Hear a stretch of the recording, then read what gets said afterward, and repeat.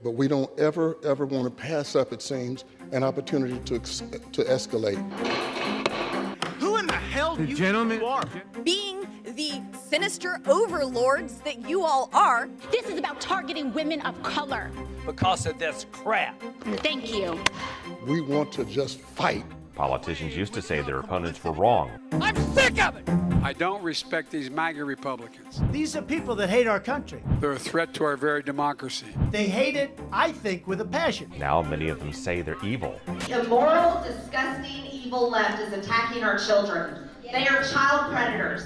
They used to strive for compromise, and while they did suspend the debt limit, that was an exception. They served us up a crap sandwich.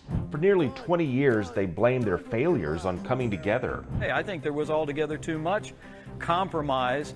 And now it's pulling us apart. Wait a minute. In defense of this country. Mr. Chairman, I abandon the chair. I'm a math guy, and right now all of the numbers are on the sides of the extremes within the parties. That's why the parties don't seem like they have it together. In 2020, Andrew Yang beat expectations in the Democratic race for president. Then he partnered with Christine Todd Whitman, the former Republican governor of New Jersey, to lead a new third party called Forward for the moderates. Those people in the middle are saying, I don't want to be associated with either of these because they feel they're going to the extremes. And they think they found a way to succeed where prior third party movements have not. Well, they focus on the wrong things. And the Forward Party is going to do the opposite of what other parties have done, in that we're starting local.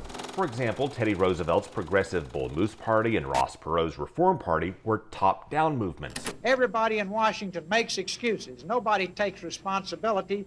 They revolved around one national figure and then shrank after that figure lost. We're the opposite. We're building from the ground up. Recruiting candidates for local office and building a bench for national races years down the road. And in doing that, they say they won't be accused of spoiling a close presidential race in 2024 as other third parties have been accused in the past. You can consider me as an exhibit A of that truth.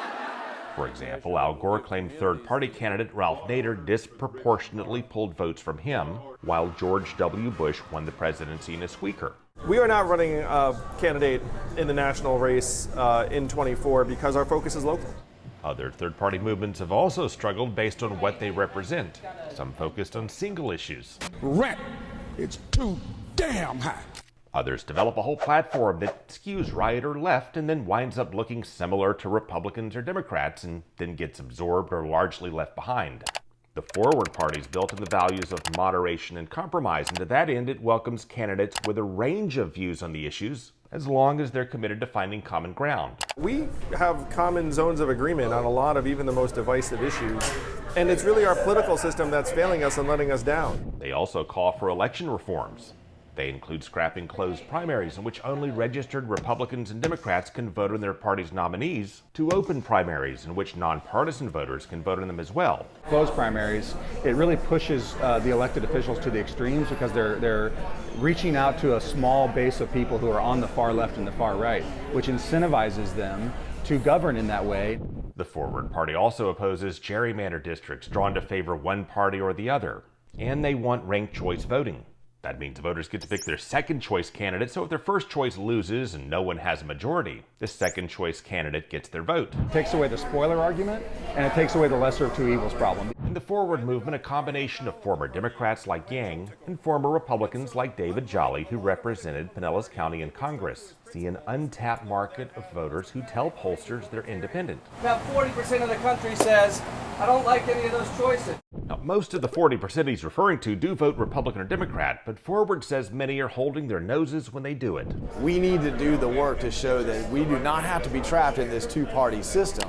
Jordan Marlowe is the mayor of the city of Newberry in Alachua County. In a small town America, we just need to get things done. We need to pave roads, we need to pick up the trash. He's Forward's first sitting mayor and a model of what this new party is looking for. These culture wars, they're distracting, they're harmful. We need to put those aside. We need to focus on what our residents need, which is government that works for them. They could have tried to work within their former parties to steer them more toward the middle. That's what President Clinton and the Democratic Leadership Council did with the Democrats in the 1990s. But Yang says the two main parties are now too dug in to move.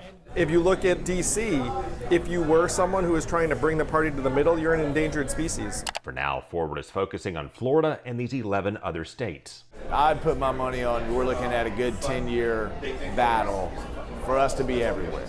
And national races only if or when they think they've built what it takes to win. In Tampa, Craig Patrick, Fox 13 News.